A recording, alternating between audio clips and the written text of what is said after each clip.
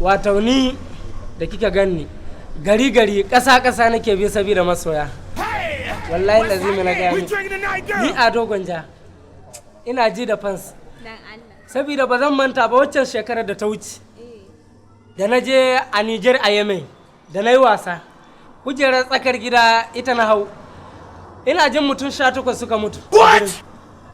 sabida daɗi sun ga Ado Gwanja wallahi tallahi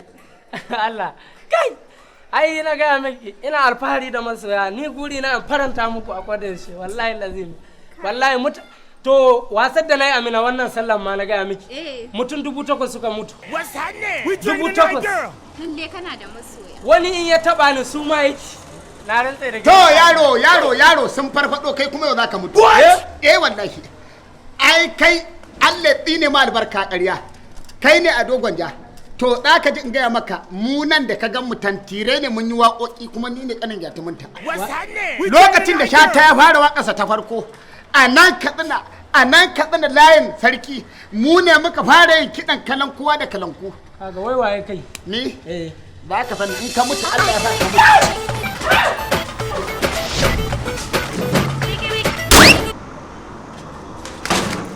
na so nuna maka na fi ka iskanci ka gaya mun kujerar tsakar gida ni da ne rawa indosa ai yara ya indosa ai ruwa indosa ni ma tsohon bariki ne yaro harkar rawa da waka ba abin da ba sani ba Shata ni ne na farko da ya fara ɗauka ta muka je muka yi waka a ƙasar Libya Shata da ka gani shi ne na farko wanda ya taɓa ni ne fa Shatan abin da fa ba irin rayuwar daban ba waƙoƙin da ka gani da waƙoƙin yanzu ni ne na farko ni ne jagora wannan a lokacin da mu ne na gaban goshin Shata bilaladi kuma waka Ado Gwanjan da kake faɗa mu muka yi rawar waka indosa ai yara ya indosa a sha ruwa indosa ai yara ya indosa ai ni da ka gani nan ni ma ƙwararre ne tsoho ne